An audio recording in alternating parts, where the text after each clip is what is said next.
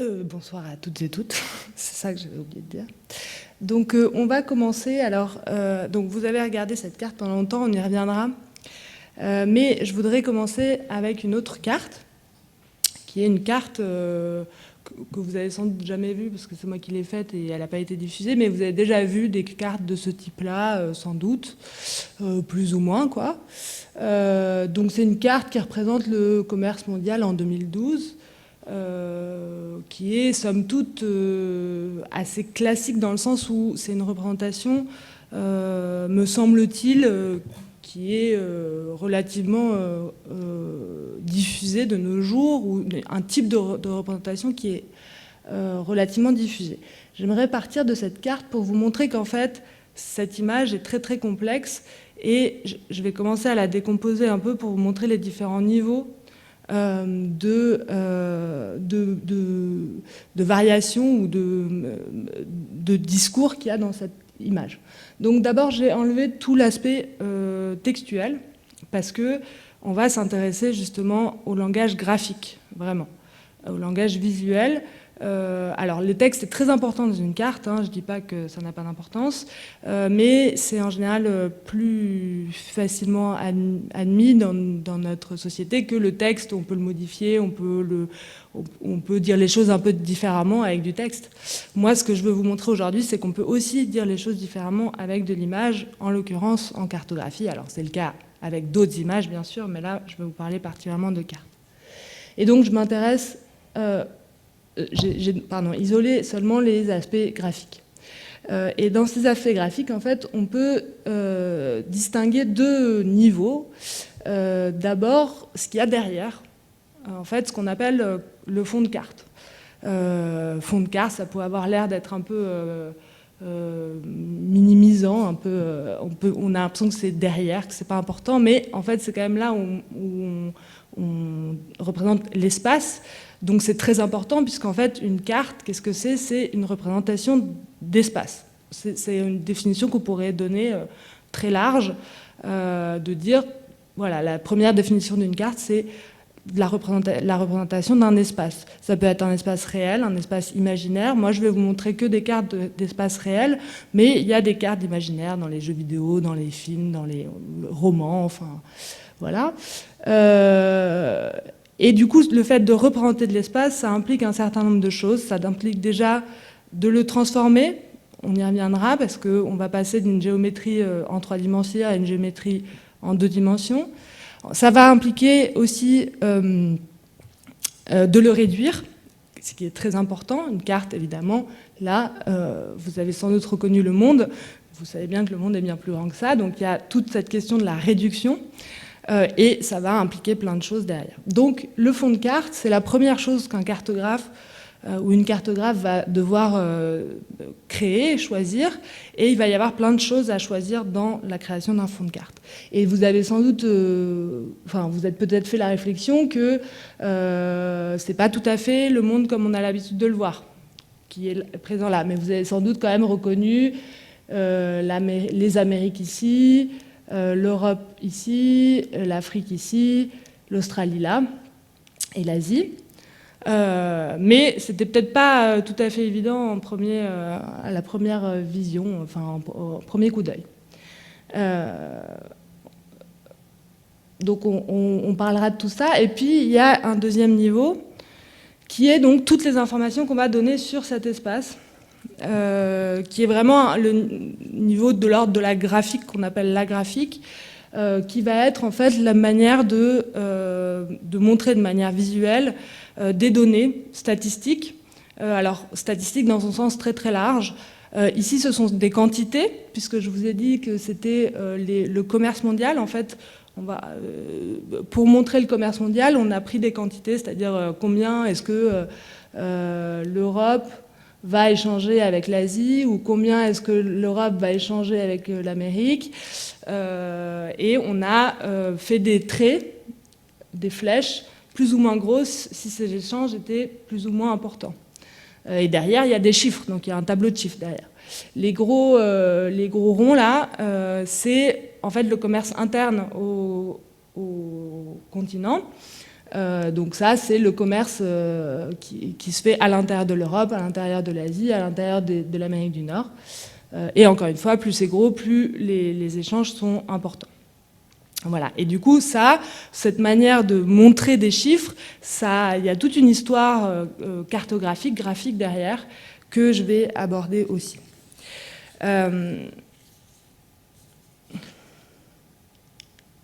Et finalement, mon propos liminaire, mon introduction à propos de cette carte, c'était de vous dire que donc, ces données-là de commerce, en fait, elles peuvent donner plein de cartes différentes. Avec les mêmes données, on peut faire des images différentes. Ces 4 images-là sont faites à partir d'exactement le même tableau de données derrière. Et vous voyez que, alors pour le coup, là, c'est des changements de fond de carte uniquement, pas tellement de la manière dont on a représenté les données. Mais vous voyez déjà que juste en changeant un peu le fond de carte, ça donne des images très différentes. Et derrière, évidemment, des compréhensions de la réalité, du phénomène qui sont différentes. Et c'est du coup de ça dont j'aimerais vous parler aujourd'hui. De comment est-ce que, avec des données exactement similaires, avec une information derrière qui est la même, on arrive à avoir des images différentes. Et l'idée, c'est de dire que, en fait, la carte, c'est un discours visuel, certes, mais un discours qui fonctionne de manière assez similaire au discours verbal ou textuel. On est tous d'accord qu'un même événement peut être raconté de différentes manières. C'est l'intérêt de la littérature, du texte. Voilà, on ne va pas forcément vivre les choses de la même manière, et puis on ne va pas forcément les écrire de la même manière ou les raconter de la même manière, selon les gens à qui on parle, selon l'objectif de notre récit, selon le contexte du récit, etc. Et ben, en cartographie, c'est la même chose. Mais ça, ce n'est pas forcément très connu, où c'est pas forcément une réalité dont on a vraiment conscience, alors que du coup ça a des enjeux assez importants puisque, comme on le disait en propos introductif, les cartes sont de plus en plus présentes dans les journaux, dans les médias, etc. On a de plus en plus de plus en plus, ou en tout cas beaucoup, ce médium comme manière de transmettre de l'information géographique. Et c'est un médium qui est souvent associé à une certaine scientificité. Un peu comme quand on vous fait une courbe ou un graphique ou un histogramme, souvent on utilise la carte pour montrer que derrière il y a des données chiffrées, etc., que c'est sérieux, quoi. D'ailleurs, pareil que des graphiques, en fait, c'est pas aussi objectif et scientifique forcément que ça. Ça peut l'être, hein, évidemment. Hein. Une carte peut être très bien faite. Mon propos, c'est pas de dire que les cartes disent n'importe quoi. C'est de dire qu'elles le disent d'une certaine manière et qu'en fait, il faut être un petit peu sensibilisé à cette manière de dire pour vraiment comprendre l'enjeu de ce que dit une carte ou l'enjeu d'une carte. Et du coup, pour vous montrer la diversité des petits paramètres qu'un ou une cartographe peut changer pour changer l'image d'une carte, je vais passer par ces différentes étapes-là. D'abord, je vous parlerai de la projection, qui est le premier élément de fond de carte qu'on va décider quand on est un ou une cartographe. J'y reviendrai. Ensuite, je vous parlerai d'orientation. C'est le sens de la carte, dans quel sens on va la mettre. Ensuite, on verra que cartographier, fondamentalement, c'est un acte de simplification, ce qui n'est pas réducteur, mais du coup, ça implique énormément de choses. Il faut en être conscient et ne pas reprocher aux cartes d'être trop simples. Elles sont forcément plus simples que ce qu'elles montrent. Ensuite, on devrait parler de comment on nomme les lieux sur une carte, mais je n'en parlerai pas parce que je pense qu'on n'a pas le temps et que, comme je vous l'ai dit, je voulais me concentrer sur les aspects vraiment graphiques de la carte et non pas les choix vraiment de l'ordre du texte. La toponymie, pardon, c'est le nom des lieux. Je ne sais pas si j'ai dit. Voilà, donc ça, je l'ai mis entre parenthèses parce que je le laisserai de côté, mais sachez que c'est quand même un paramètre important dans la construction d'une carte. Ensuite, il y a un enjeu autour des découpages qu'on va choisir dans une carte, surtout quand on fait des cartes statistiques. Et enfin, et c'est un gros morceau, il y a tout un enjeu autour de ce qu'on appelle la sémiologie graphique, qui sont en gros les règles de comment on va passer justement de données statistiques, que ce soit des catégories qualitatives ou des quantités, vers une image. Comment on va traduire ça en image. Et ça, c'est ce qu'on appelle la sémiologie graphique. C'est pas spécifique à la cartographie, c'est aussi utilisé quand on fait justement des courbes, des histogrammes, etc. Mais c'est très central en cartographie. Voilà. Donc, je vais commencer par cette histoire de projection. Et ça, donc, comme je vous ai dit, une carte, qu'est-ce que c'est qu'une carte? C'est de représenter de l'espace, donc a priori réel. On va se concentrer sur l'espace réel. Et comme vous le savez, la Terre est ronde. Alors en fait, elle n'est pas vraiment ronde, elle est un peu aplatie sur les pôles. Et puis en plus, elle a plein de disparités. Enfin, c'est vraiment pas un rond parfait. Mais en gros, on la modélise comme donc une sphère un peu aplatie. Mais donc, c'est un objet en 3 dimensions. Et le problème d'une carte, c'est que c'est un objet en 2 dimensions, que ce soit projeté sur un écran comme ici, sur un écran d'ordinateur ou sur une feuille de papier, c'est toujours quelque chose en 2 dimensions. Même quand on donne l'impression que c'est de la 3D, en réalité, c'est imprimé ou projeté sur de la 2 dimensions. Et donc ça, ce passage d'un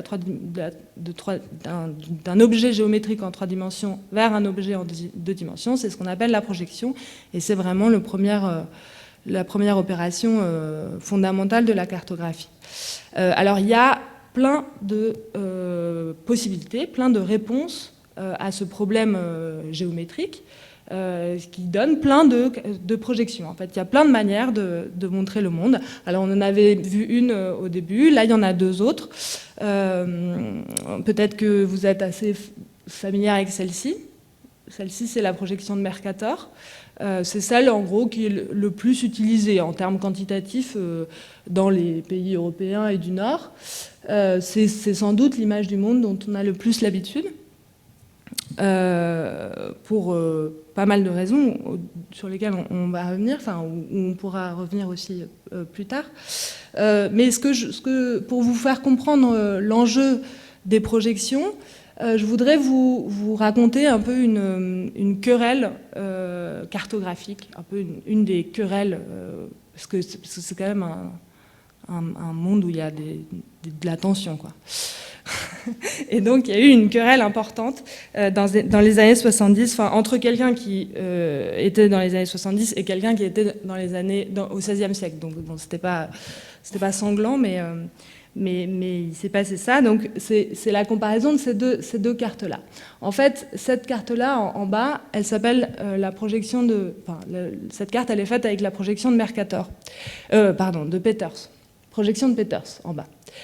Et donc, c'est un historien allemand qui s'appelle Arno Peters, qui, en 1973, a fait une conférence de presse, carrément, et a dit, voilà, ça y est, j'ai fait une nouvelle projection qui va enfin remettre les bonnes proportions dans le monde. Parce que, justement, la projection de Mercator dont on a l'habitude, en fait, elle déforme énormément le monde, et notamment, elle réduit beaucoup les espaces peuplés de non-blancs, c'est une citation. Et donc, il avait un propos vraiment politique, tout à fait honorable et juste, de dire, voilà, on a toujours utilisé des cartes des planisphères qui réduisent, qui aplatissent les espaces autour de l'équateur. Et je vais faire une nouvelle projection qui va justement leur rendre leur juste surface dans la Terre. Et effectivement, vous voyez que là, donc dans la projection de Mercator, le Groenland est à peu près aussi gros que l'Afrique. En l'occurrence, l'Afrique fait 15 fois plus, a une surface 15 fois plus importante que le Groenland. Donc effectivement, il y a un peu un problème. On a l'impression aussi que l'étendue nord-sud de l'Europe est à peu près la même que l'étendue nord-sud que de l'Amérique du Sud. Or, l'Amérique du Sud est 2 fois plus étendue que l'Europe. Donc effectivement, c'est un peu problématique.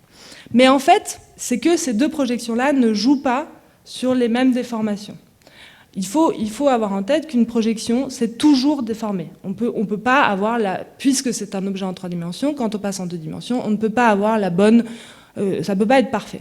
Et ces 2 projections-là font 2 choix différents, radicalement différents, qui sont en gros les 2 choix possibles à faire. Celle-ci, elle conserve les angles, c'est-à-dire que les différentes tracés ont la bonne forme. C'est vraiment la forme de l'Europe, de l'Afrique, etc. Par contre, du coup, ça ne respecte pas les surfaces. Pour respecter les angles, on accepte, la projection accepte de sacrifier les surfaces. Or, celle-ci, elle fait le choix inverse, c'est-à-dire qu'elle garde les surfaces, mais elle sacrifie les formes. Et cette querelle-là, le fait que Peters, dans les années 70, vienne avec sa nouvelle projection, dire voilà, je vais enfin remettre le monde dans sa juste proportion, montre qu'en fait, le choix, il n'est pas tellement scientifique, géométrique, mathématique, il est politique. Vraiment, et que en fait la projection de Mercator, elle s'est imposée au fil des siècles parce que elle a été beaucoup utilisée pour les marins. En fait, pour les marins, ce qui les intéresse, c'est quand même d'avoir les angles, c'est de pouvoir tracer des caps. C'est pas forcément alors les distances, ça les intéresse aussi, mais c'est surtout de pouvoir tracer des caps. Et du coup, la projection de Mercator a beaucoup été utilisée pour ça. Elle a aussi été beaucoup utilisée parce qu'effectivement, elle mettait en valeur l'Europe. L'Europe avait une place importante, et effectivement, c'est une projection qui est faite par un Européen dans le contexte des grandes découvertes et de l'expansion européenne. Donc aussi dans un contexte colonial, tout à fait. Donc on peut dire que c'est une projection coloniale qui met l'Europe, qui est européocentrée. Et donc on avait besoin, donc, dans les années 70, d'avoir plutôt ce genre de représentation-là. Donc voilà pour la projection. Vous voyez, bon là c'est un exemple extrême. Vous voyez qu'en fait le choix il est surtout qu'est-ce qu'on veut dire avec cette carte.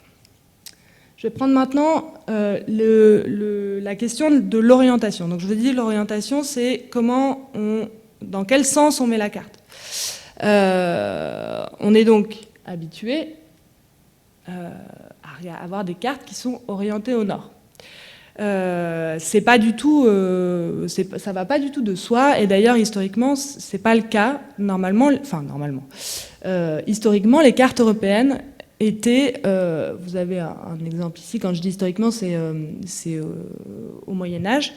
Les cartes européennes étaient en fait orientées à l'est, et d'ailleurs le terme orientation, qui veut dire donc le centre de la carte, vient de cette orientation à l'est, puisque dans orientation, vous reconnaissez Orient. Et en fait, pourquoi c'était orienté à l'est? C'est parce qu'à l'est, donc c'était des cartes européennes faites en Europe, et à l'est se trouvait le lieu central du monde pour l'époque, qui était Jérusalem, le centre de la chrétienté.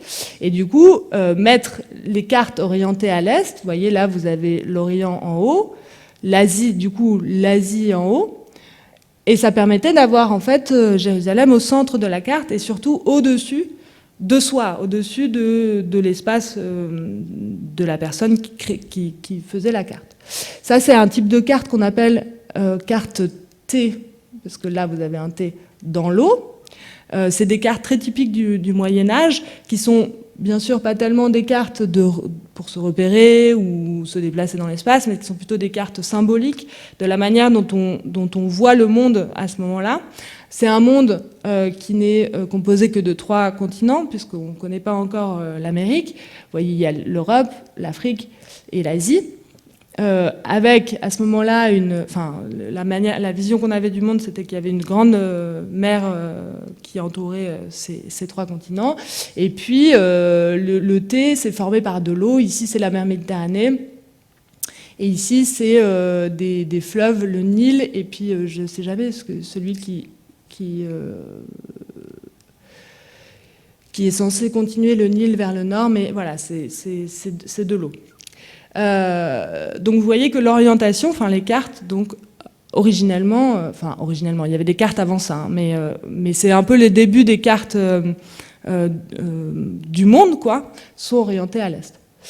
Et puis, pour des raisons aussi qui sont assez similaires aux raisons de l'imposition de la projection de Mercator, donc des raisons liées à l'utilisation des cartes maritimes, à la boussole qui montre le nord, etc., au fait qu'au nord étaient les terres importantes européennes, etc., donc il y a toujours une idée d'européocentrisme, etc., on a peu à peu tourné les cartes vers le nord, et c'est devenu notre manière de voir un peu normale, entre guillemets, notre vision du monde normale.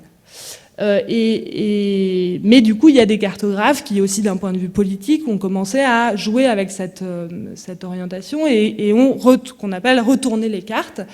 Et là, c'est un exemple... Oh, pardon. Voilà. Là, c'est un exemple australien. C'est pas le premier à l'avoir fait, mais je vais vous lire juste le texte qui accompagne cette carte, et vous allez voir qu'il y a un enjeu, encore une fois, très politique au retournement des cartes. Donc c'est une carte qui date de 1979, qui est donc faite par un Australien, MacArthur, et qui appelle déjà cette carte la carte du monde universel corrigée. Donc déjà, il y a un sacré propos de base. Et donc, il y a un texte qui accompagne la carte, et qui est celui-ci. Enfin, le premier pas a été fait. Le premier pas dans la croisade espérée depuis longtemps pour élever notre glorieuse mais négligée nation depuis la sombre profondeur de l'anonymat à sa juste position dans la lutte pour le pouvoir mondial, dominant, vous voyez, l'Australie est là, maintenant, dominant ses voisins du Nord, régnant splendidement à la tête de l'univers. Bon, et je passe un peu, mais ça se finit par le Sud ne se vautrera plus dans une fosse d'indifférence, portant le Nord sur ses épaules pour peu ou pas de reconnaissance de son effort. Enfin, le Sud émergera au sommet. Faites donc passer le mot, répandez la carte. Le Sud est supérieur, le Sud domine. Vive l'Australie, maître de l'univers. Bon, c'est quelque peu ironique, je l'espère, mais vous voyez l'acte vraiment un peu performatique de ce retournement de la carte. Je vous en prie.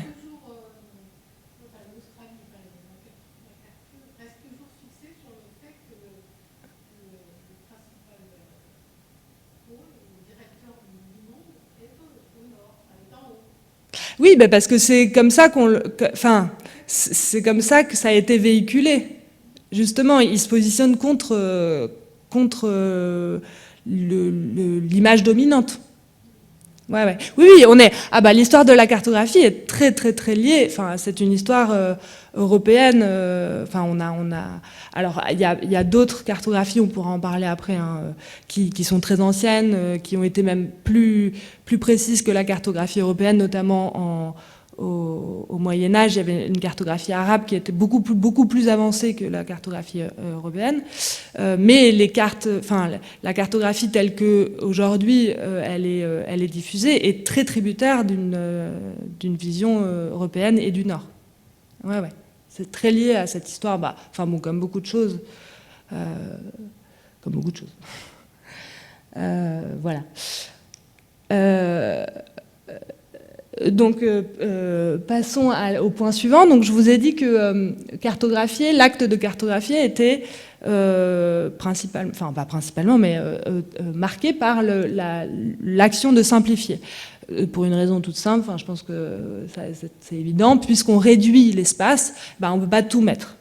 Il y a une très belle nouvelle de Borges qui, alors je ne me rappelle plus du titre, mais c'est assez facile à retrouver, qui parle d'une carte à l'échelle 1-1, et où du coup c'est un empire qui décide de faire la carte la plus précise possible, et en fait il se rend compte que pour faire une carte très très précise, finalement il va falloir faire la carte à la même échelle que le pays, et du coup ça pose plein de problèmes pratiques, quoi. Le pays commence à être recouvert par la carte, ça va pas du tout. Voilà. Bon, bien sûr, c'est plus une carte. C'est la carte. Le principe, c'est justement de l'avoir dans sa poche ou sur son bateau, ou voilà, de pouvoir la transporter ou en tout cas avoir une vision globale d'un espace. Donc, la réduction est intrinsèque de la carte. Donc, la simplification est intrinsèque de la carte.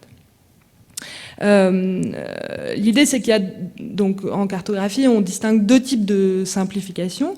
Les simplifications thématiques, c'est-à-dire qu'on va choisir un thème en fait. Ça n'existe pas, les cartes généralistes. On dit souvent que la carte topographique, on y reviendra, est une carte généraliste, mais en fait c'est déjà une carte dont on a choisi, vous voyez la carte de randonnée par exemple, ou la carte IGN, quoi. Je vous en donnerai des exemples après. En fait, montre justement la topographie, c'est-à-dire le paysage, ce qu'on peut voir, etc. Mais ça ne montre pas, il n'y a pas de données statistiques, il n'y a pas de données de géologie, il n'y a pas, enfin, voilà, il n'y a pas tout ce qui se passe sur le territoire. Et après, il y a toutes les autres cartes plus clairement thématiques. Vous avez ici des exemples, c'est des exemples de cartes du métro. Alors c'est le métro parisien, excusez-moi, mais peut-être que vous avez quand même déjà vu cette carte de métro. Et en fait, les trois sont donc des cartes du métro parisien. C'est le même espace, donc, le métro parisien, mais modélisé en quelque sorte, simplifié de trois manières différentes. Et ça m'amène à la deuxième manière de simplifier en cartographie, qui est une simplification plutôt géométrique. Je vous dis, donc il y avait une simplification thématique, c'est-à-dire qu'on va choisir un sujet, puis on va choisir des objets à l'intérieur de ce sujet.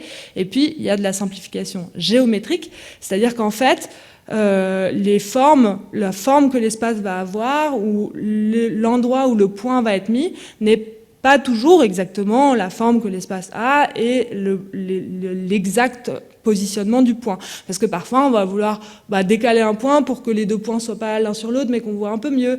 On va simplifier les contours d'un pays, parce que si on va bien sûr dans le détail de tout la complexité de la côte, on ne verrait pas bien, enfin ce serait trop compliqué comme tracé. Donc voilà la simplification géométrique qui s'opère dans une carte, dans toute carte. Et ça, c'est très lié à ce qu'on appelle l'échelle, qui est aussi un concept important en cartographie. L'échelle, c'est tout simplement combien on va réduire, quoi. Est-ce qu'on va beaucoup réduire ou pas beaucoup réduire? Et évidemment, la simplification géométrique va être liée à si on réduit beaucoup ou pas. Bon, je passe là-dessus, mais je voudrais juste... Voilà, je me perds dans mon... Je voudrais juste commenter ces trois cartes. Donc celle du milieu, c'est celle qui est en cours actuellement dans le métro parisien. Et en fait, c'est très loin de le réseau effectif du métro parisien. Ici, là, à droite, vous avez les stations de métro qui ont été remises au bon endroit. Donc vous voyez que ça donne pas du tout la même image que là. Sauf qu'en fait, ce qui est important dans un plan de métro, c'est de se repérer dans le métro. C'est pas de se repérer en dehors du métro. Alors, il y a des points de repère de c'est où la Tour Eiffel, comment je vais à la Tour Eiffel, etc. Mais ce qui est important, c'est de savoir quelles sont les lignes qui se connectent, combien il y a de stations. On s'en fiche que les stations soient très loin l'une de l'autre. Finalement, une station qui est un peu plus loin... Enfin, quand les stations sont plus loin l'une de l'autre, bon, ça prend quand même à peu près le même temps, etc. Du coup, ils ont fait le choix de symboliser les choses comme ça et à la limite, de s'éloigner grandement de l'espace réel. Mais en termes d'usage, c'est beaucoup plus efficace d'avoir une carte comme ça que comme ça pour se déplacer dans le métro, pour savoir où est-ce qu'on fait le changement, etc. Ça, c'est un autre exemple qui est aussi un design développé par la RATP. Qui doit avoir pu être un peu publié, mais pas tellement. Mais c'est juste pour vous montrer que, aussi, quand on commence à schématiser, on peut aussi choisir d'autres types de schématisation. Voilà. Donc ces formes-là, elles font partie aussi des choix importants qu'un ou une cartographe doit faire. Je passe les deux images du dessous parce que c'est moins important. C'est un peu un inventaire que je vous fais, mais du coup c'est parce qu'il y a beaucoup de choses, beaucoup de petits paramètres dans une carte. Voilà. À la fin, si j'ai le temps, je vous ferai un peu sur un exemple d'une carte, un peu ces différents choix-là, comment ils ont été faits. Je vous ferai une synthèse, quoi. Donc une autre manière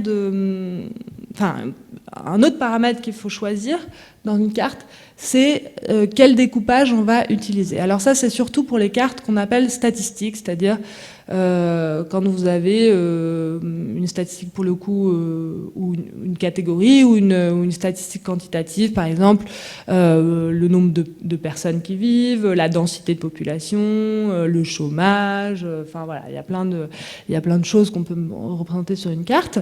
Et quand vous voulez compter le nombre de personnes, il faut bien savoir où est-ce qu'on compte, enfin, dans quelle délimitation on compte. Et donc on va utiliser des découpages qui sont en général préexistants, qui sont des découpages administratifs. En France, typiquement, la commune, le département ou la région.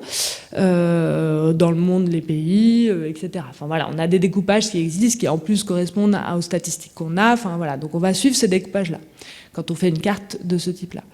Néanmoins, par exemple pour la France, on peut très bien faire une carte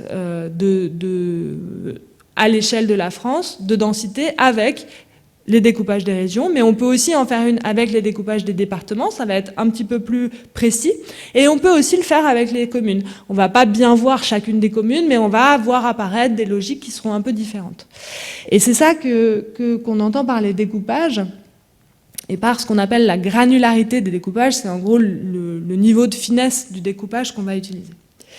Et pour vous faire comprendre l'enjeu de ces découpages et le fait qu'ils peuvent être un petit peu fallacieux, trompeurs, oula, toujours, je me trompe. Je voulais vous montrer cette carte-là, qui est donc une carte. Elle est portée là comme ça dans un cadre, parce qu'en fait, c'est une image qui vient de Twitter et qui a été tweetée par un conseiller de Donald Trump. Bon, je sais plus quelle était exactement la légende, mais c'est genre on va accrocher cette magnifique carte dans la salle à manger de la Maison Blanche au moment où Trump s'est installé dans la Maison Blanche. Et ça, c'est une carte que Trump a régulièrement publiée sur les réseaux sociaux, apparemment il avait imprimé et il en donnait aux journalistes. Et en fait, pour lui, c'était une preuve éclatante de sa victoire à l'élection de 2016. Rappelez-vous qu'il y avait, il y a toujours, pas une incertitude, mais le système électoral américain est fait de telle sorte que, en fait, effectivement, il y avait plus de voix pour Hillary Clinton, mais c'est quand même Trump qui a été élu par le jeu des grands électeurs, etc. Donc voilà, donc il y avait un peu une polémique. Et puis Trump, il avait cette carte-là qui disait « Mais regardez, c'est sûr, j'ai gagné, regardez cette carte ». Donc je vous rappelle qu'aux États-Unis, c'est l'inverse. C'est en rouge les républicains et en bleu les démocrates. Et du coup, il disait « Regardez, c'est tellement rouge, donc c'est évidemment que c'est moi qui ai gagné ». Cette carte, elle est construite comment ? En fait, sur chaque comté, donc qui est un peu l'équivalent, vous voyez un peu c'est assez, les comtés à l'est sont beaucoup plus petits que les comtés à l'ouest, mais bon, vous voyez un peu l'échelle.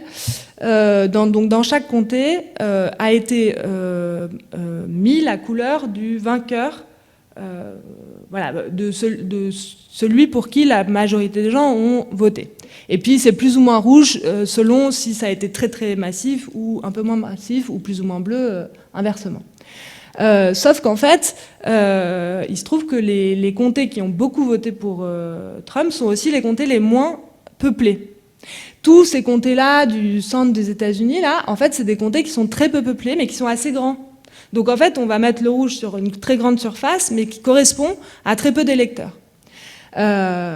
Du coup, bon, c'est toujours un peu, c'est toujours bien de faire un peu de Trump bashing, donc moi j'aime bien cette carte-là, mais elle est quand même révélatrice du fait que effectivement on a l'impression d'un raz-de-marée rouge. Et en fait, si là ici les trois autres cartes que vous avez reprojettent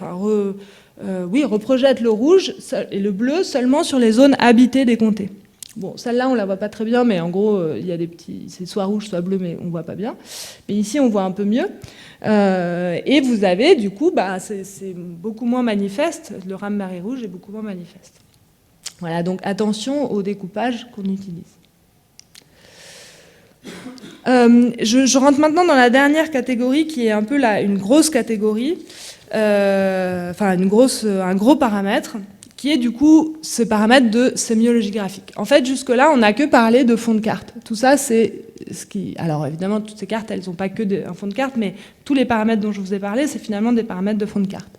Là, on va rentrer dans donc, ce que je vous ai désigné sous le terme de sémiologie graphique. C'est pas du tout un terme à moi, hein, c'est tout à fait utilisé en cartographie en général.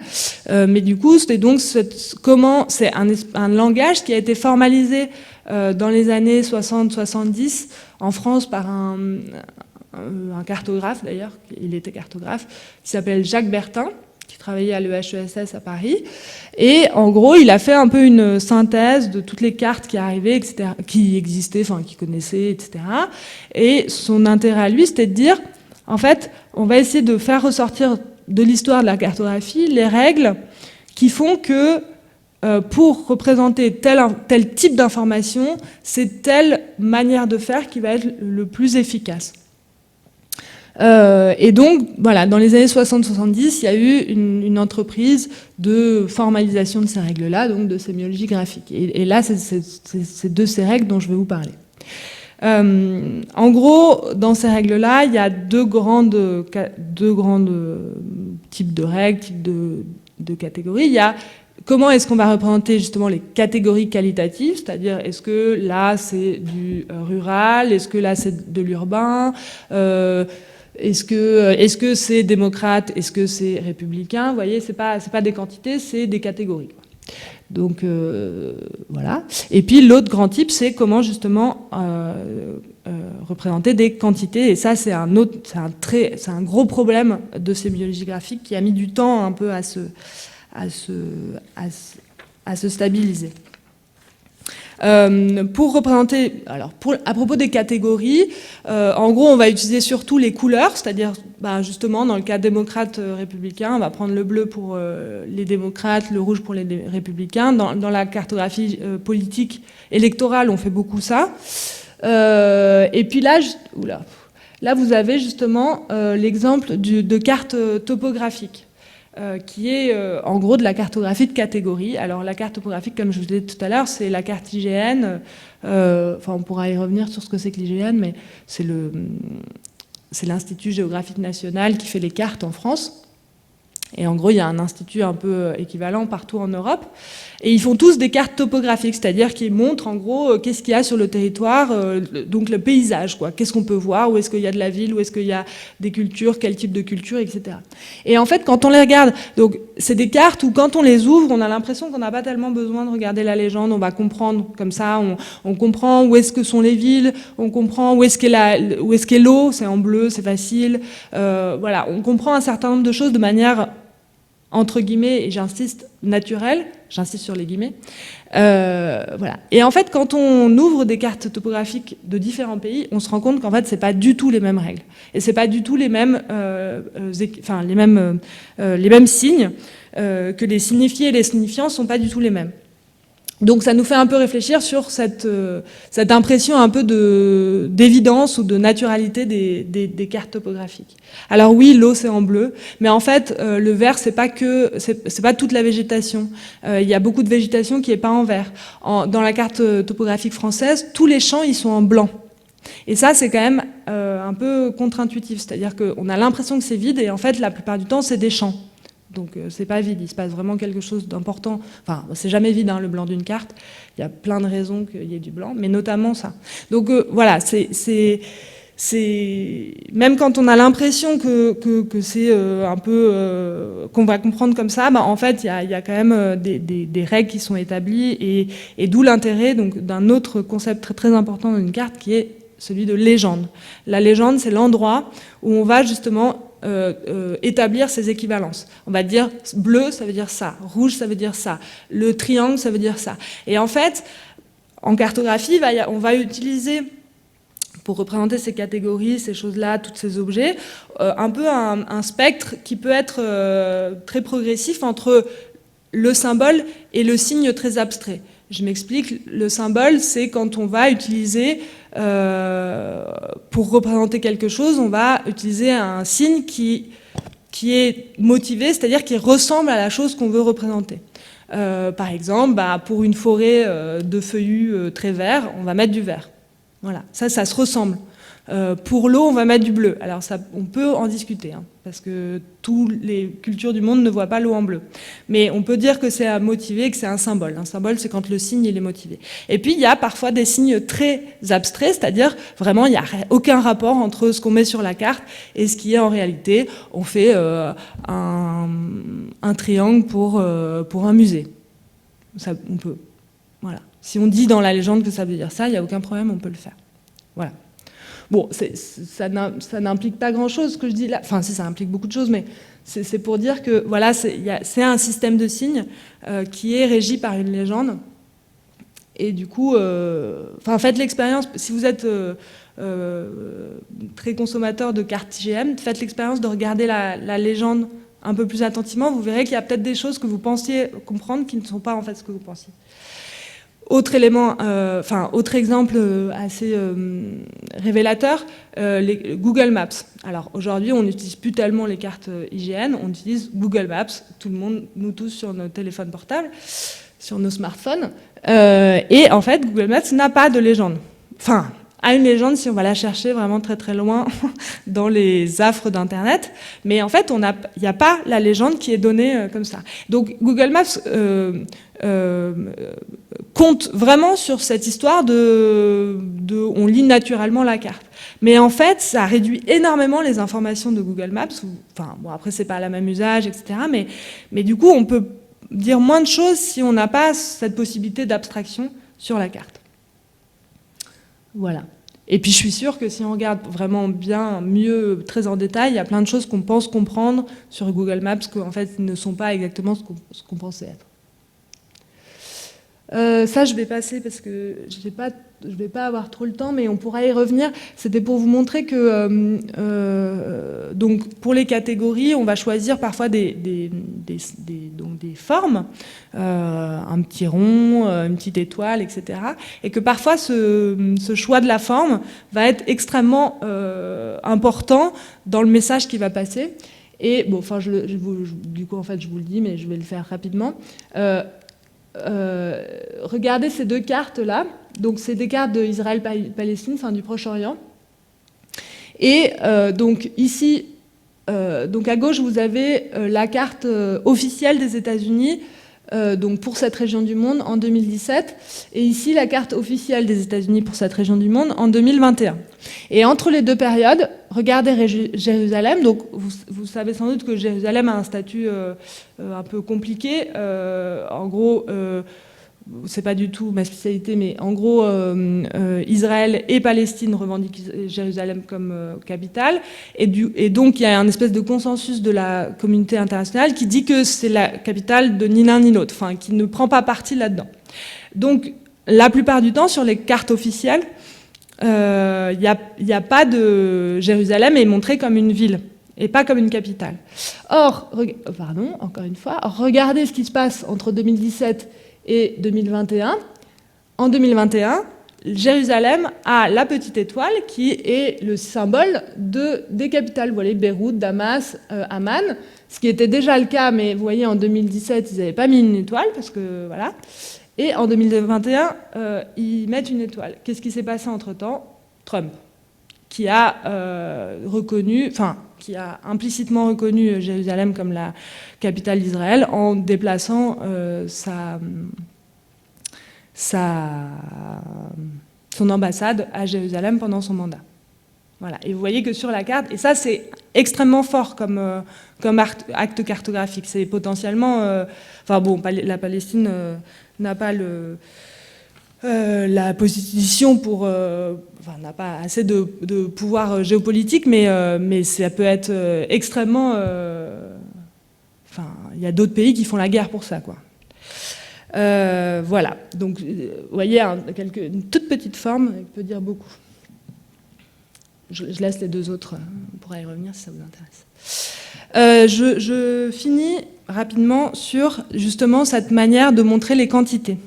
Ça, c'est quelque chose qui, dans l'histoire de la cartographie, est en fait assez récent, d'arriver à montrer des quantités sur les cartes. Parce que l'autre élément important des cartes, c'est qu'en fait, on va mettre beaucoup enfin, finalement, on choisit les informations, on les simplifie, mais finalement, il y a quand même beaucoup de niveaux d'informations. Et du coup, il a fallu pas mal de temps pour qu'on arrive à designer une manière de superposer à tout ça des quantités de manière visuelle et non pas textuelle. Ici, c'est deux exemples qui, justement, ne représentent pas les quantités de manière visuelle. Ça fait partie des premières cartes qui montrent des quantités. Ici, c'est les productions agricoles et industrielles des pays européens.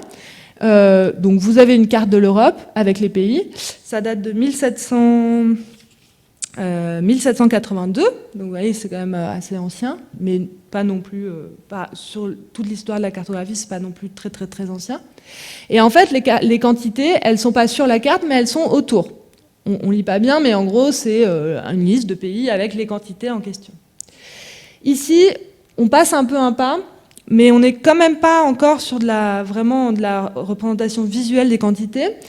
C'est une carte de 1832 qui représente le Vésuve, donc en Italie, les coulées des différentes éruptions du Vésuve et l'année des coulées. Mais là, ce qui est le cas, on n'arrive pas à lire la légende. Ici, vous avez la légende, en gros, vous avez l'année et la couleur auquel ça correspond. Enfin, voilà. Mais si on ne peut pas lire précisément cette légende, vous ne pouvez pas savoir, vous ne pouvez pas dire là comme ça, quelle est la coulée la plus ancienne et quelle est la coulée la plus récente. Donc, certes, il y a des quantités, mais elles ne sont pas données visuellement.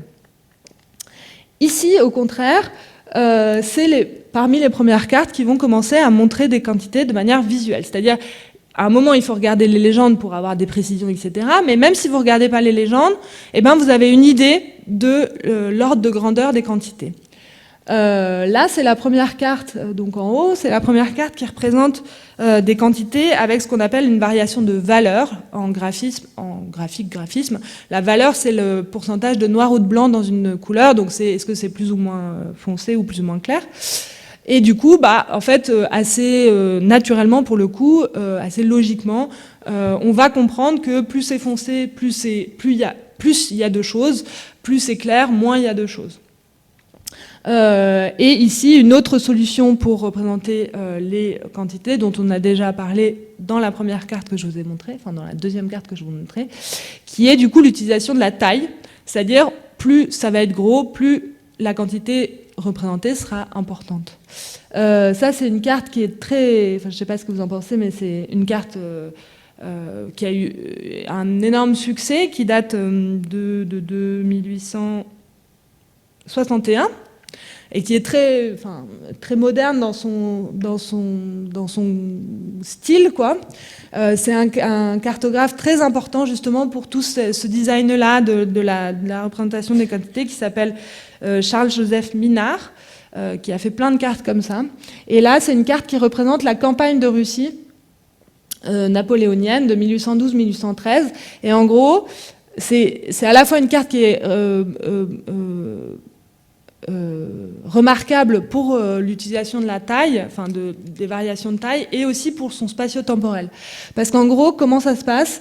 En fait, là, ça c'est la frontière française, et c'est les troupes françaises qui partent. Vous voyez, là, et c'est le nombre de soldats. L'épaisseur est proportionnelle au nombre de soldats dans les troupes.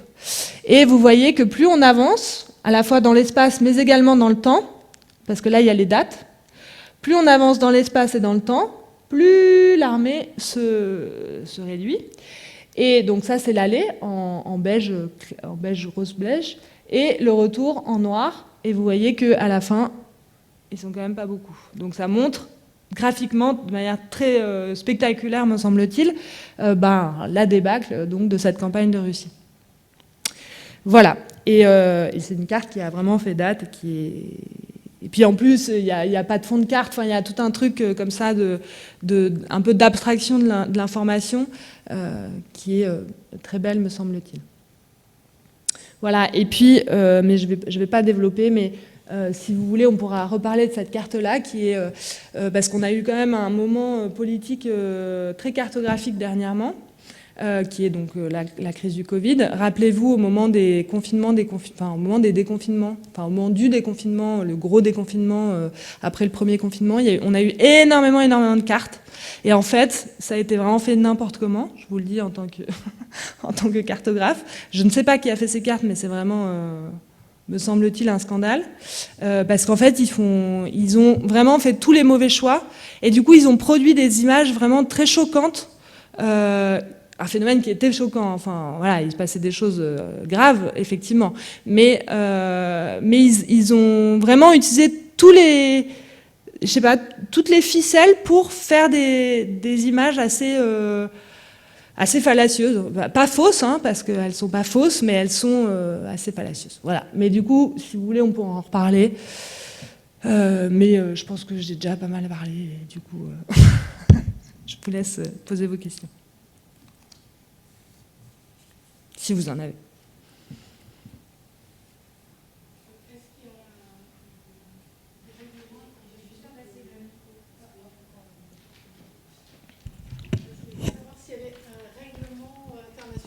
Codification de cartes.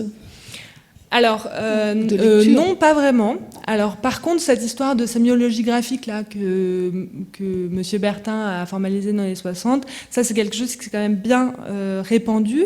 Mais en fait, c'est pas des codifications dans le sens le bleu, ça veut dire la mer, ou l'eau, le vert, ça veut dire le végétal, etc. C'est pour représenter des quantités, il faut utiliser la taille ou les variations de noir et de blanc. C'est ce genre de truc. C'est un peu les règles plus générales. Ça, c'est quelque chose qui s'est quand même assez bien répandu. Après, en gros, il y a quand même actuellement, mais bon, c'est très récent. Et actuellement, il y a quand même deux écoles, entre guillemets, une école plus nord-américaine et puis une école plus européenne, où les nord-américains, ils prennent quand même plus leur distance par rapport à ça. Mais il y a des tentatives de codification, mais après, c'est des trucs très internes, quoi, au monde des cartographes. Et il se trouve qu'il n'y a pas que des cartographes qui font des cartes, dans le sens où c'est pas que des gens qui sont formés à ces règles-là qui font des cartes. Fort heureusement, et en même temps, voilà, ça donne ça, quoi, parfois. Et là, c'est particulièrement grave parce qu'il y a un enjeu politique fort, quoi. Après, ça dépend. Par contre, ça dépend des domaines. Il y a par exemple, il y a une harmonisation des cartes militaires. Ça, il y a une qui est fait par l'OTAN. Alors après, je ne sais pas si tout le monde.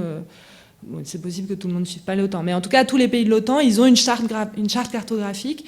Mais c'est des cartes très particulières de stratégie. Ça veut dire les chars. Ça veut dire... Bon, j'y connais rien, mais en tout cas... Enfin, voilà. Et ça c'est réglementé, ouais. Pour des raisons pratiques qui sont qu'ils doivent mener des opérations en commun, quoi. Voilà. Mais sinon c'est assez national parce que pour le coup... en général, les cartes topographiques, elles sont faites par des instituts nationaux. Donc, c'est fait à cette échelle-là. Mais l'idée, c'est aussi de dire qu'en fait, justement, on peut établir les règles qu'on veut à partir du moment où on suit certaines règles, notamment de faire une légende et d'essayer de suivre la sémiologie graphique au mieux, dans le sens où la sémiologie graphique nous donne ce qui est efficace, en fait, visuellement. Vous voyez ? Voilà.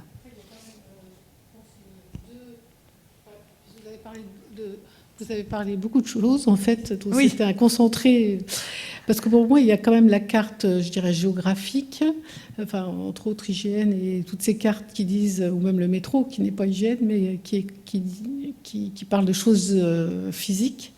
Ouais. Et dans un premier temps, les cartes, je dirais, plus économiques, où ça peut être médical, enfin, où il y a tous ces ronds, tous ces diagrammes et graphiques. Donc, pour moi, c'est pas deux fois la même carte, en fait. Alors, je ne sais pas si c'est moi qui suis... Non, vous avez raison. Vous avez raison. En gros, il y a une typologie qui distingue ce qu'on appelle les cartes topographiques et les cartes thématiques ou statistiques. Du coup, je pense que ça revient à peu près à ce que vous dites.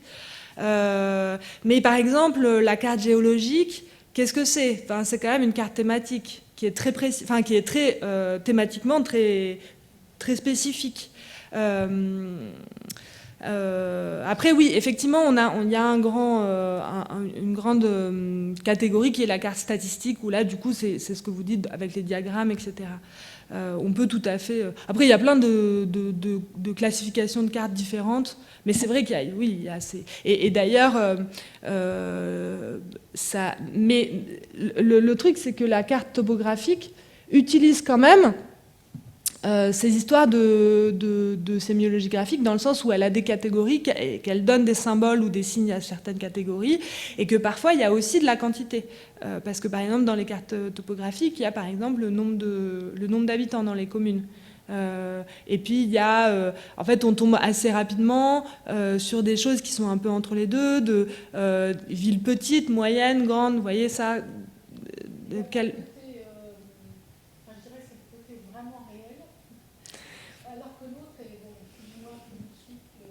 ça, bah oui, mais la densité de population, par exemple, c'est réel. Enfin,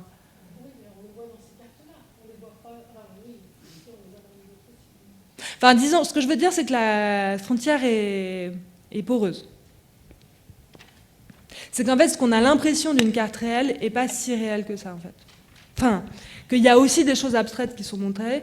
Il y a aussi, enfin, et puis il y a beaucoup de choix qui sont faits. Du coup, toutes les choses réelles ne sont pas montées, vous voyez. Mais effectivement, il y a quand même.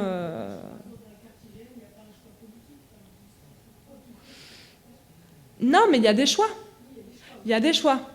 Et après, bien sûr que, parce que l'IGN, son objectif n'est pas politique, donc en fait, c'est pas là-dessus qu'il pose son... C'est vrai que je vous ai beaucoup donné d'exemples politiques. C'est pas là-dessus qu'il pose la manière de prendre ses décisions. Mais par contre, vous voyez, par exemple, au Portugal, tout l'urbanisme est montré en rouge. La carte du Portugal, là. Donc la carte IGN portugaise montre toutes les zones urbanisées en rouge, ce qui est un choix extrêmement fort quand même. Alors après, comment a été fait ce choix, pourquoi, etc. Alors ça c'est un autre grand question de recherche, de savoir, d'essayer de faire la généalogie de ces choix. Mais du coup, ça donne pas du tout la même image qu'une carte où la carte française qui est là, où l'urbanisation est en gris, et où du coup elle est beaucoup moins forte, beaucoup moins présente sur les cartes. Voilà, et bien sûr que c'est pas politique, enfin, c'est pas... mais il y a un moment où ces choix ont été faits. Pourquoi? Sans doute lié à l'histoire de l'urbanisation de ces pays, etc. Mais ça va pas de soi, quoi. Bonsoir, merci. Je pars du postulat qu'il n'y a pas de questions bêtes. Ah non. Donc j'y vais à fond. Vous avez parlé de précision et vous avez parlé de simplification. Est-ce que c'est pas un peu paradoxal en soi? Et la cartographie, vers quel mouvement elle se tend? J'ai plus l'impression qu'elle se tend vers la vulgarisation, la simplification, au détriment de la précision. Est-ce que je me trompe pas?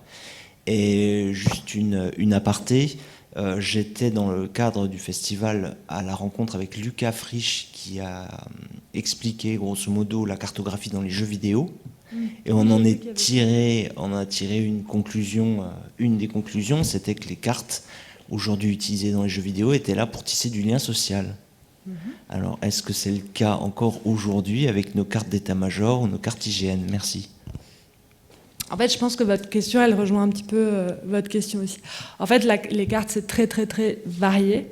Il y a une énorme variété de cartes qui sont liées, qui est liée, cette variété, à une variété d'usages. Et ça dépend de l'usage de la carte. En fait, une carte peut être... Alors, j'ai commencé par vous dire qu'il y avait un préjugé de scientificité qu'il fallait déconstruire. Mais il y a des cartes qui sont tout à fait précises, scientifiques. Les cartes IGN, on peut, et on le fait, on peut leur faire confiance pour se déplacer dans l'espace, pour tomber au bon endroit, alors parfois c'est pas exactement, voilà, bon, justement, parfois il y a des petites erreurs, etc. Mais c'est une erreur d'un autre ordre que ce dont je vous ai parlé. Donc là, on peut parler de précision, oui, oui. Alors la précision, elle est aussi liée à l'échelle, c'est-à-dire ça dépend. Qu'est-ce que vous entendez par précision? Un planisphère sera jamais précis si c'est ça que vous cherchez, de trouver le chemin que vous pouvez emprunter. Par contre, si c'est une précision d'avoir toutes les capitales du monde sur un planisphère, ça c'est possible. Enfin, vous voyez,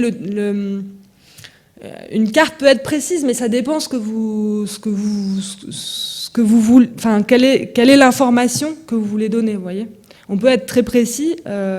Voilà. Et objectif, hein, ça peut être objectivé comme information, mais également il y a des codes d'objectivation qui peuvent être un peu détournés pour montrer, pour tirer un peu la réalité vers quelque chose. Donc oui, c'est paradoxal, mais en fait ça correspond à la variété en fait de la cartographie et des usages de la cartographie. Voilà. Effectivement, ces cartes-là, on ne va pas les utiliser pareil que ces cartes-là, qui sont pour le coup. Mais regardez, une carte comme celle-ci là. Trump, il en fait un usage politique, mais en fait, c'est aussi un usage informatique. À chaque élection, on a des cartes électorales de ce type-là, qui font d'ailleurs, mais on est un peu obligé de passer par là, qui passent par l'écueil de mettre toute la couleur politique du candidat élu ou majoritaire sur tout l'espace. Et ça, c'est un écueil que les cartographes qui font des cartes électorales connaissent très bien, essayent de faire varier, enfin, essayent de contrebalancer, etc. Et c'est assez difficile. C'est un problème de cartographie assez dur, parce qu'en fait, là, on voit moins bien. Enfin, et puis, en fait, les comtés, ils correspondent quand même à une unité électorale, donc ça a du sens quand même. Donc cette carte, à la base, c'est une carte qui peut être informative, qui pourrait être dans un journal comme Le Monde, voilà, qui n'a pas spécialement d'objectif politique, mais ensuite elle est réutilisée, elle est remise en avant, elle est outil de propagande par son usage, quoi. Donc voilà, je dirais que c'est un peu ça la question. Et du coup, j'ai oublié votre deuxième question. Ah oui, le lien social. Ouais, l'aspect médiation. Bah, encore une fois, je dirais que ça dépend des usages. Mais que oui, oui, c'est quand même un formidable outil de lien social, dans le sens où c'est une image commune aussi. Et puis ces événements-là, comme la crise du Covid, ou enfin, le fait de revoir venir des cartes au moment de la crise du Covid est assez, à mon avis, révélateur. En fait, c'est une image... pas forcément commune, parce qu'il ne se passe pas la même chose sur tout le territoire, mais on a besoin d'avoir des images globales, quoi, parce que c'est ça aussi la carte, hein, c'est quand même de prendre un peu de recul et de regarder la situation dans son ensemble. Voilà.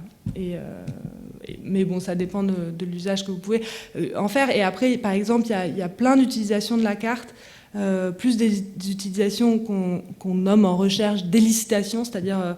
En fait, ça marche très bien quand on fait de la recherche en géographie ou par exemple, quand il y a des conflits sur des espaces.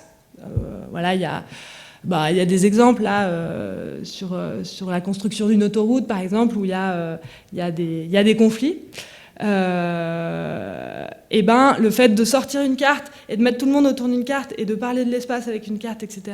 Ça, c'est des objets qui sont très utiles pour faire avancer, ou soit politique, enfin, dans un but politique, soit dans un but de recherche. Voilà. C'est assez utilisé. Bon, tu as une question ?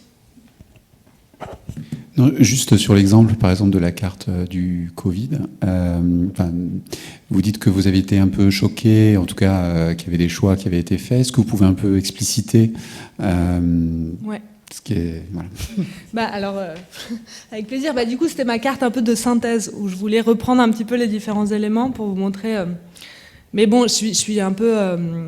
je suis assez énervée contre cette carte. Enfin, ça va mieux, hein. Mais franchement, quand elle est sortie, j'étais très énervée. Donc, je suis un peu méchante avec cette carte. Mais donc, bon, voilà, en même temps, c'est un bon exemple. Donc, allons-y. Alors...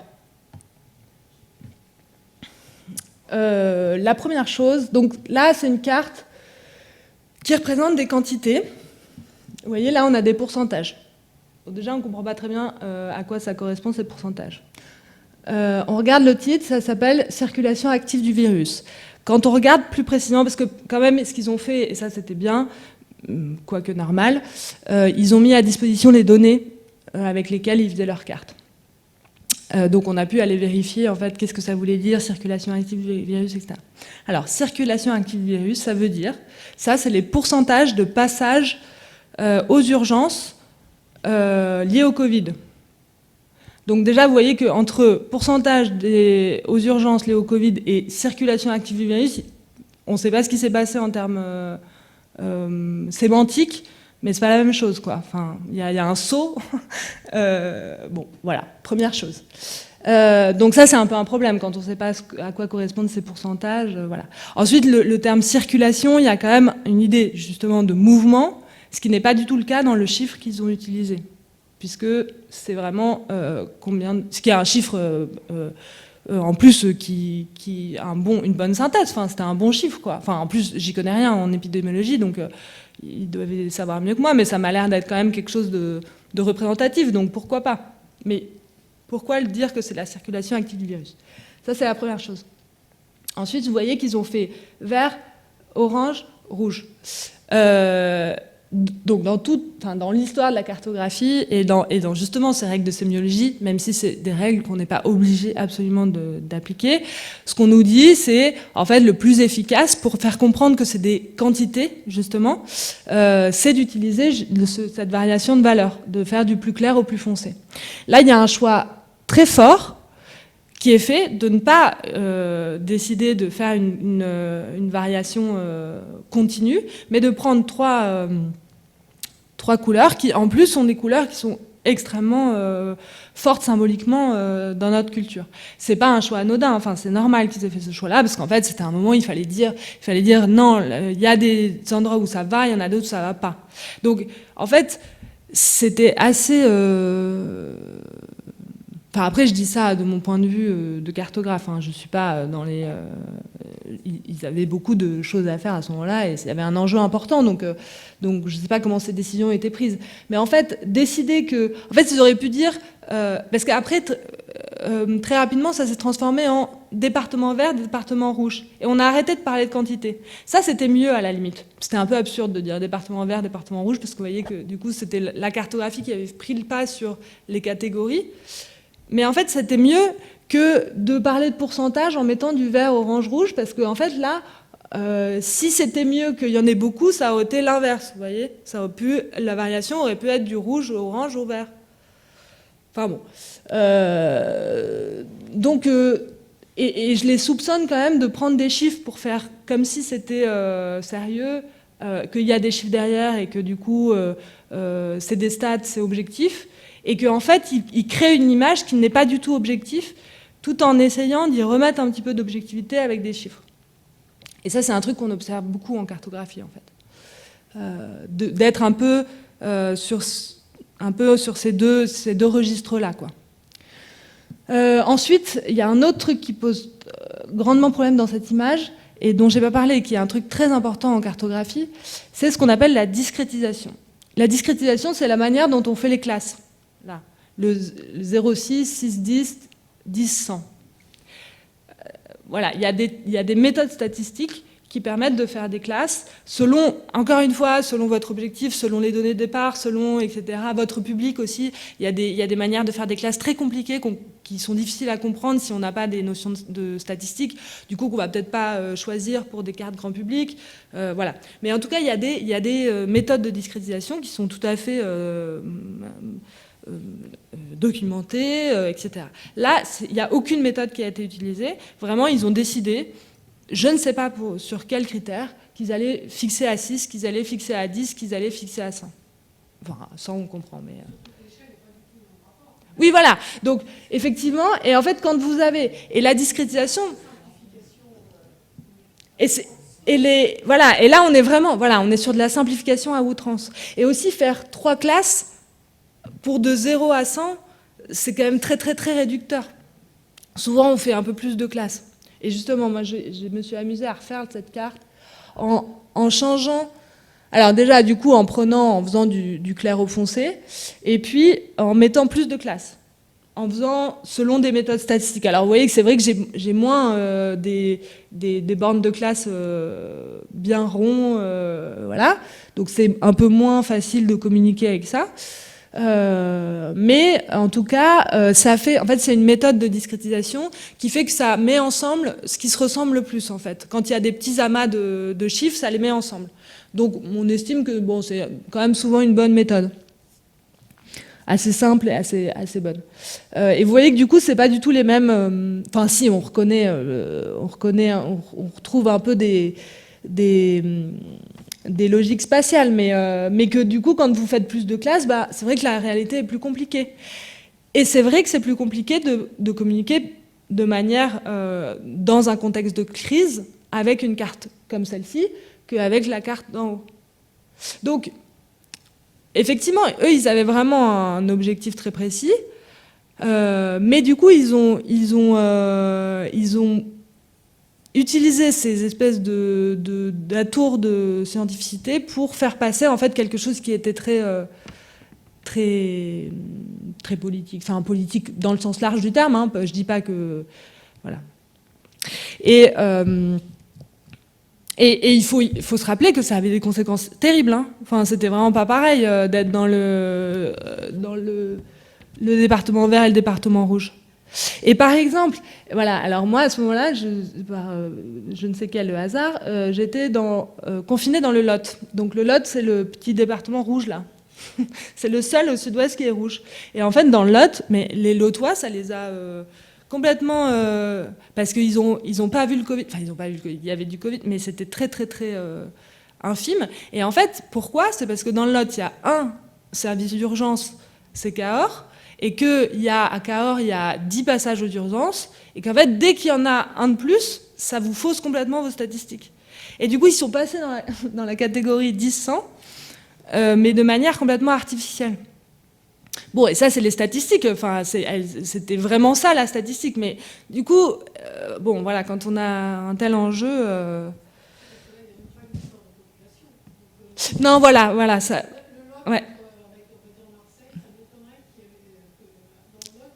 Ouais, ça n'avait rien à voir. Mais en fait, c'était comme il y a des statistiques très petites, dès qu'il y a un de plus, ça vous explose vos pourcentages, en fait. Donc voilà, bon. Donc voilà, il y a plein de choses qui étaient problématiques. Et du coup, je vous remets cette dernière image. Quand même, ça, c'est magique. Hein. Enfin, pardon, hein, mais c'est donc une image qui est arrivée le 28 mai. Donc ça, c'était après le déconfinement. Mais donc, c'était vraiment un moment où on disait « tout va bien ». Regardez, c'est fini, quoi.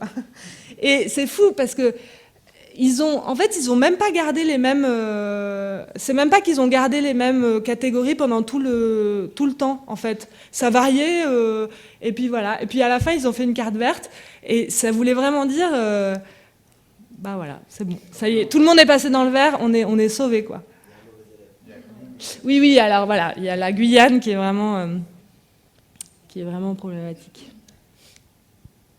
Oui, en plus, ça stigmatise beaucoup la Guyane. Mais alors, après, on peut aussi parler de ça. Par exemple, la Guyane, ça, c'est un problème de fond de carte, mais qui est pas du tout spécifique à ces cartes-là. Mais quand on fait des cartes de France avec les DROM, maintenant, il y a toujours un gros problème qui est que, en fait, toutes les autres, c'est des îles, effectivement. Vous avez la Réunion, la Martinique, la Guadeloupe et Mayotte. Et vous avez la Guyane, qui, je vous le rappelle, n'est pas une île, est entourée est en Amérique du Sud. Et la Guyane fait, attendez, j'ai les chiffres. Ah non, j'ai pas les chiffres. Mais est genre 15 fois plus grande que Mayotte. Or là, on n'a pas du tout cette impression-là, quoi. Donc ça, c'est aussi un autre problème. Mais bon, c'est vraiment pas spécifique à cette carte-là. Pour le coup, c'est... Oui, alors ça, oui, ça c'est un autre problème. Cela dit, je pense que pour le coup, ça peut être comparable en termes de population. Enfin, à vérifier, mais bon, c'est pas du tout les mêmes. Enfin, ou en tout cas, il faudrait donner des échelles, quoi, dire que c'est pas du tout la même échelle. Je pense que ça énerve beaucoup les Guyanais, en tout cas, d'être mis, parce que du coup, tout le monde pense que la Guyane est une île. Enfin, tout le monde, mais beaucoup. beaucoup de monde. Enfin, ça véhicule une fausse image de ce que c'est que ce territoire. Bon, écoutez, il me reste à vous remercier, à part si tu as une autre question. C'est pas une question, c'est juste une précision. Vous avez parlé de Jacques Bertin. Il y a une exposition en ce moment, justement, au Centre d'Art La Fenêtre, autour de Jacques Bertin, qui s'appelle le laboratoire de Jacques Bertin. Donc voilà, n'hésitez pas à aller la voir. Et puis par ailleurs, vous avez montré des cartes de métro, et il y a une exposition donc, à la médiathèque Zola, au 3e étage, qui s'appelle Transport graphique, dans laquelle vous allez pouvoir effectivement voir aussi ces problématiques, ces questions de représentation de cartes et d'espace dans le cadre des plans de transport. Donc voilà, n'hésitez pas à vous rendre à ces 2 expositions. Et merci beaucoup, Juliette Morel, pour votre intervention. Merci à vous. Et je ne connaissais...